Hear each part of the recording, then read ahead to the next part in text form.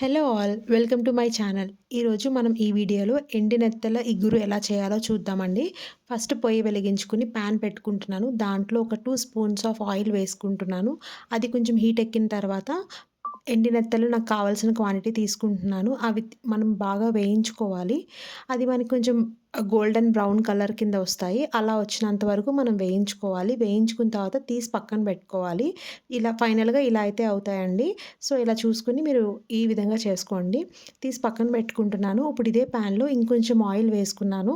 Oil వేసుకొని దాంట్లో చిన్నగా తురిమిన పచ్చిమిరపకాయలు, ఆనియన్స్ వేసుకుంటున్నాను. కొంచెం బాగా మంచిగా రోస్ట్ అవ్వాలి. ఇవి రోస్ట్ అవుతే మనకి మంచి ఫ్లేవర్ యాడ్ అవుతుంది గదా! నేను ఈ వీడియోలో చూపిస్తున్నాను. అలాగా మీరు అంతవరకు వేయించుకోండి.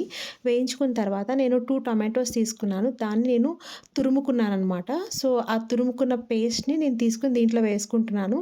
2 మీడియం సైజ్ టొమాటోస్ తీసుకున్నాను. ఇప్పుడు తగినంత ఉప్పు, పసుపు, కారం వేసుకొని మనం కలుపుకోవాలండి. కలుపుకొని నెక్స్ట్ మనం దీంట్లో మెయిన్ ఇంగ్రీడియెంట్ ఏంటంటే పాలు వేసుకుంటున్నాము. దీంట్లో మనం ఒక చిన్న టీ కప్ ఉంటుంది గదా! అంత పాలైతే వేసుకుంటున్నాం. దాంట్లో కొంచెం వాటర్ కూడా మనం యాడ్ చేసుకుంటున్నాం. అందరికీ పాలు కంప్లీట్‌గా ఇష్టపడదు అంటే కొంచెం వాటర్ కూడా యాడ్ చేసుకోండి. మంచి టేస్ట్ అయితే యాడ్ అవుతుంది.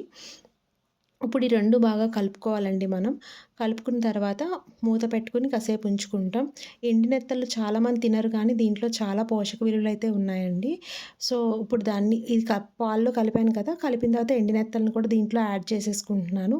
యాడ్ చేసుకొని అవన్నీ ములిగేంత వరకు కొంచెం మనం వాటర్ అనేది యాడ్ చేసుకోవాలి. అప్పుడు మనకి కారం అవన్నీ బాగా పడతాయన్నమాట. సో, మూత పెట్టుకొని బాగా దగ్గరయ్యేంత వరకు మనం కలుపుకోవాలి. కలుపుకుంటూ మూత పెట్టుకుంటూ తీసుకోవాలి. సో, ఈ విధంగా మనం ఎంతో ఈజీగా ఎండినెత్తలి ఇగురు రెడీ అయిపోతుంది. మీరు కూడా ట్రై చేసి ఎలా ఉందో చెప్పండి.